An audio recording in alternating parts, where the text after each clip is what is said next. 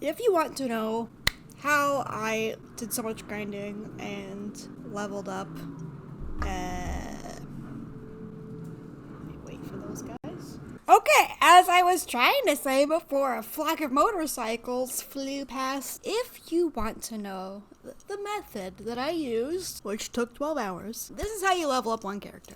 You go to a battle, obviously. You want to be near a place where you can, rest, so you don't use a bunch of items. It was perfect outside Dali because once you go in, the inn is right there on the right. It only costs 100 gil, and you get at least 200 usually from a battle. So you're making more money than you're spending, even though you're spending a lot of money.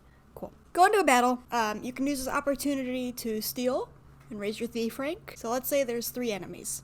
I'm gonna have Garnet attack just one. Zidane is going to be stealing from everybody, I guess. Because her attack power is really low, it takes her a lot of hits to kill one enemy. When she's getting close to killing the enemy, well, first I look up how much HP that enemy has online. Then I keep a mental tally of how much the attack is doing. When I know I have one or two attacks left, I have Zidane kill every enemy except the one that Garnet is fighting. After there's only one enemy left, you have Zidane kill himself, or if you're later in the game and there's multiple party members, have everybody kill themselves. It's important to keep more than one person alive until the last minute because, one, you're having the enemy attacks be split up on more than one person, so it makes it so you don't die right away. Also, the person that you're leveling up, like if it's Dagger and you're trying to Dagger Garnet, she gets called Dagger, as you know, I'm just gonna say Dagger. Since I'm trying to level up a character that doesn't have high attack power, I need someone else to help me out. If you have somebody who can attack but won't kill an enemy, you can have them attack everybody and then save the final blow for the person you're trying to level up. It's just that Zidane, because I was stealing with Zidane and he has a really good weapon that you would purchase further on in the game, he one-hits like everybody. So I don't want him to accidentally kill the final person. So Zidane kills himself after everybody else is dead. You have the person that you're trying to level up do the finishing blow and finish the battle. How the game normally works is that each opponent has a certain amount of EXP. When the battle ends, however many opponents there are, that gets tallied up, and then that final number is divided between how many people are in the party. So normally there's 4 party members, so the EXP of everybody totaled up is divided up between all 4 people. If somebody's dead, then they're taken out. When you are fighting at the time in the game that I was, there's only 2 people. There's only Dagger and Zidane. So Zidane's dead, so that's less people that have to kill themselves. And then she gets all the EXP.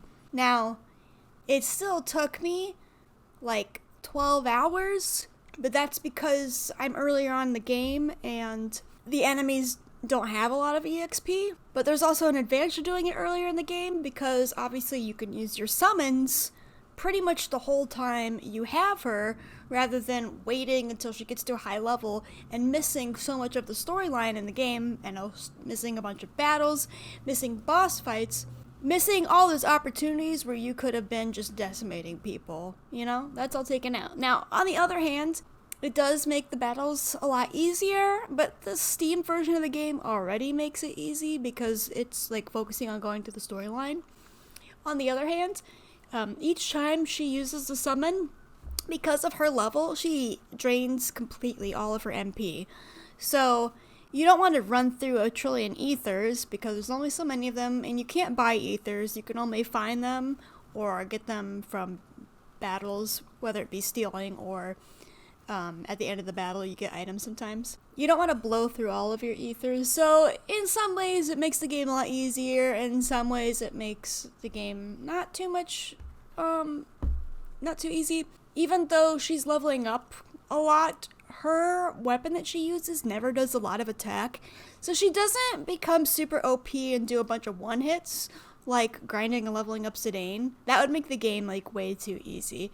And later on in the story, the game almost does get too easy because Zidane gets really strong, and if you want other characters to be able to level up and you want to use them more, you have to kind of just have Zidane either stay dead or defend a lot. So that is how I did it.